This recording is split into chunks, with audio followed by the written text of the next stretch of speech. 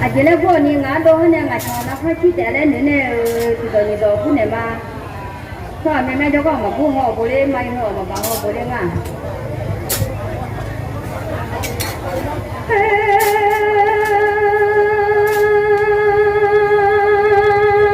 bố đó nhiều khó thì nó dài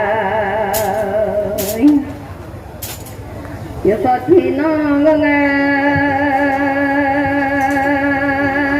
gai cho mưa nhớ thọ thì già ra ra như thôi do đừng thì đỡ ra như thôi cho ai ra như đỡ để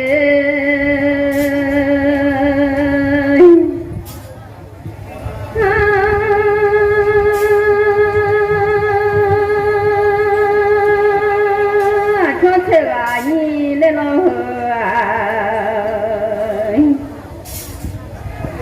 cho dù thế và nhìn ngơ lê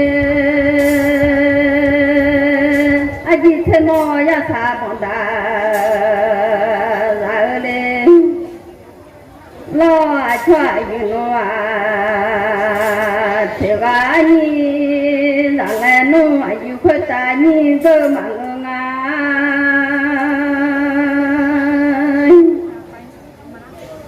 à chỉ thế mò ya sa bọn ta rằng thằng đồ thì có khơi ta ya sa giờ mà ngơ lên mà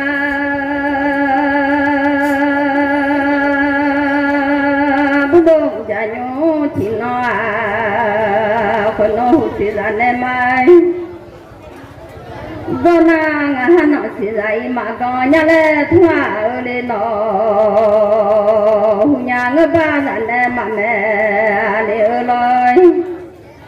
nàng hắn nó nhà dạy mà chỉ để nhà lẽ thông là để dạy thôi chọi vừa như đâu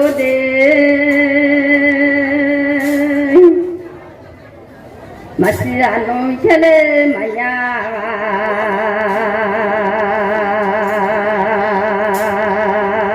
là nhảy là bút đồ giả khai bia là nó mà giờ lên nhà lên là gai cho mưa phát xe để nhà mà giờ nhảy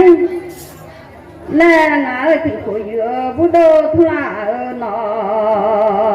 thì nó nhớ bút đồ dừa thùng la ở đây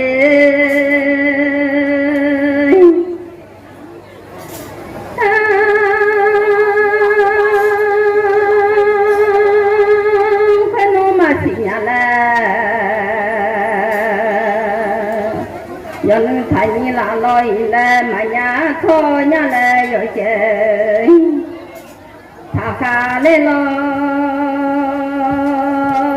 lên ở cho mưa la thu la nhà nó ở cho mưa la thu la nghe mà xia nu mà nhà rằng lê phân nu mà xia nhà lê rồi mà giang lên đi lên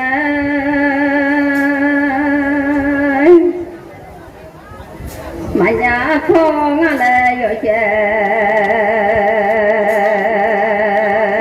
mà pha lên nhà cho thoải ya cho mình là để chơi thoải ya cho mình ngã thì chưa đủ vào lên nó cho nhà không sẽ dùng mình lẽ thua nhà nó cho chịu thoải ya cho ngã lẽ cho chịu đỡ thà nó mà tôi đi lẽ cho nhau không xa dùng lẽ cho nhau được thà mà tôi đi lẽ ngã cho chồng lẽ thua nó ngã mà chỉ ra thà nó lối tôi mẹ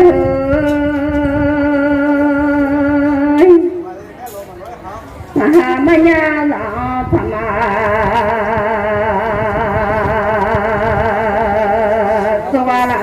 mà cha nu mà nhà lại rằng à lẽ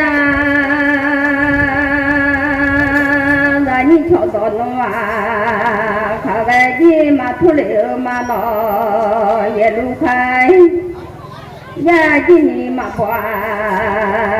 lên mà là như đó thôi thì cả thì đó nghe ở đó thôi xong thì cả thì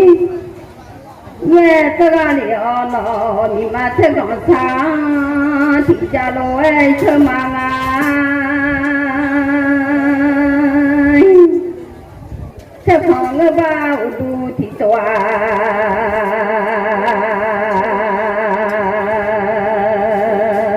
vì vậy mà bữa đôi như thôi nó chạy như thôi nó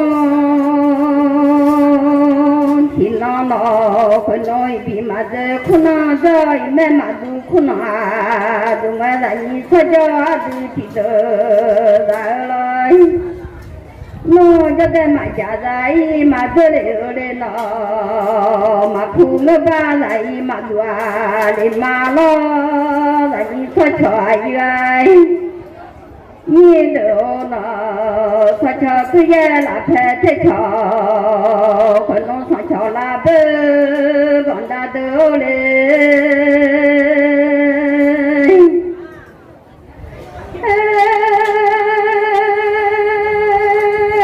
mà trả lại mà đỡ lên mà không ngờ ba lại mà đùa để nghe lo lên đưa khai trả lại thì cho mà khắc thua cho đại à đúng nghe nói nô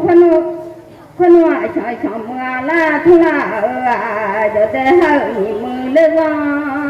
cho mà ngơ lên là hơi lên thôi mừng lên quả bà mà ngơ mang ở phải lại cho đủ lên để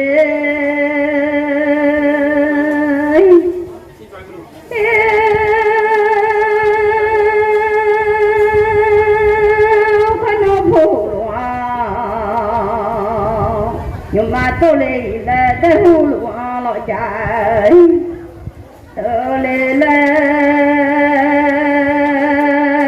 thu là nghe nói cho nhưng mà tôi ra nhưng ta chỉ đã qua lên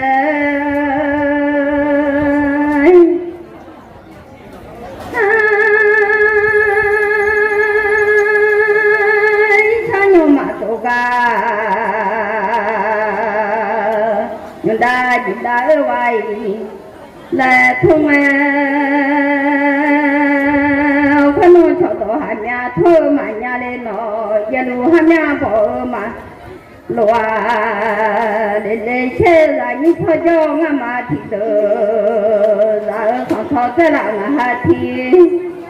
muốn là ngã cho chồng ngã lâu cho phụ loa nhưng mà tôi nghe nó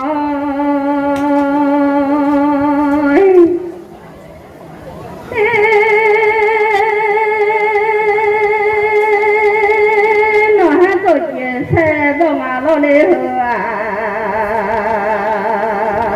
nhưng mà tôi chia sẻ cho mà nhưng mà tôi chia sẻ trời chờ mà lo chơi lê phân nó phụ nhưng mà tôi nghe thì ga nhưng mà tôi nghe số thọ một chuyện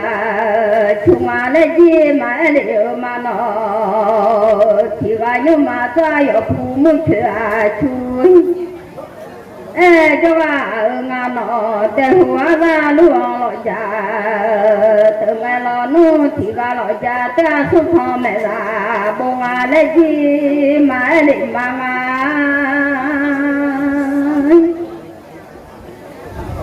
thì ga nhưng mà ta số thọ mẹ là mà bông à lấy thì ga nhưng mà tôi nghe có phụ mẹ là bố ấy trong nói khá là hi chất lưu mà chen lưu lối là nhà nó mà chen lưu lo để ba mà hà nó khai chi gà nhà cho chồng gà lao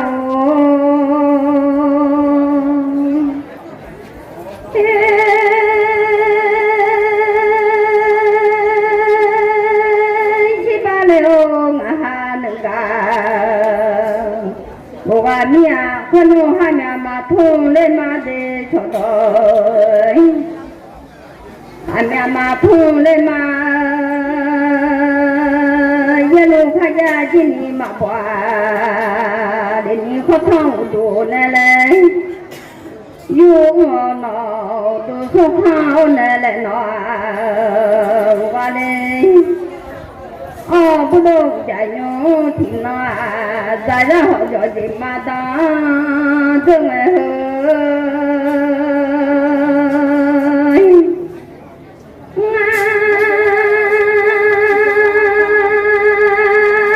sao nhau mà tổ ca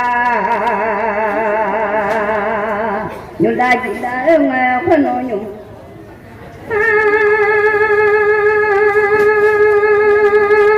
nhưng mà tổ ca nhưng đại chỉ đã ở dài ở trên mà ta tôi lấy nhau lo nhiều trời chỉ mà ta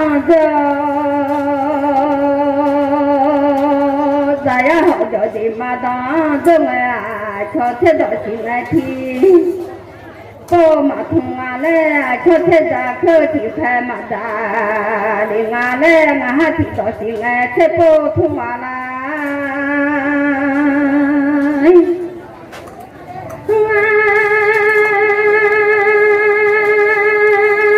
thì ra cứ nghe thế phải ra gai là như thôi cho đủ thì mà ra lo dài họ cho chị mà đó thương từ dặm mà vào dài thế mà người để nó đồng người ba mà đồng mà người ma là thôi cho giờ như đâu đấy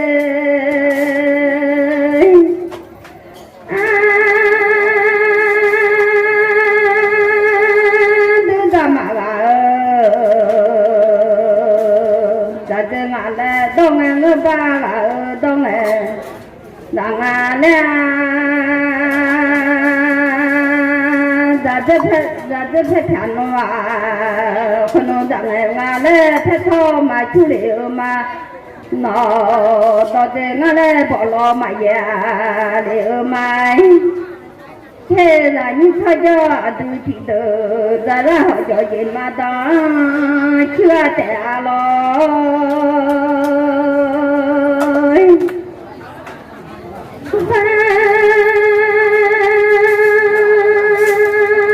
nó đang phải thò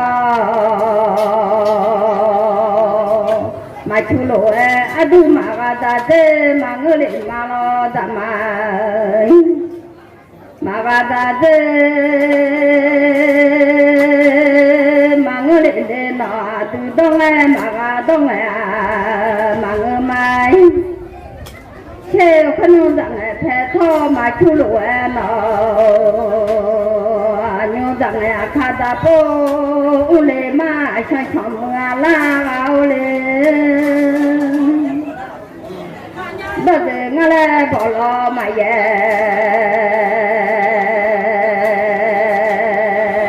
để đi nhung đông này khá ta bố mà lê thoa nèo lên nó ngờ như nói mà lão nó hai nhung mà tô ga nhung đã chỉ là dành cho cho mà thì đỡ đê